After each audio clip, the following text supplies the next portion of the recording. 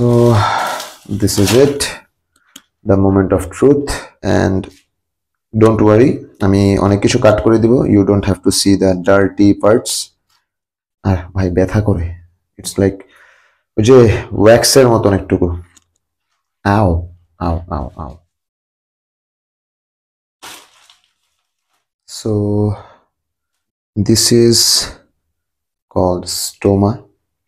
আমার কোলনের like and পার্টটা হচ্ছে এটা, আমার এখান থেকে স্টুল বের হয়, you know, sounds interesting and kind of funny, ডিসগাস্টিংও বলা যায়, বিকজ আমার নিজের অনেক ডিসগাস্টিং লাগতো আমার বডি নিয়ে, এখন লাগে না, অভ্যাস হয়ে গেছে।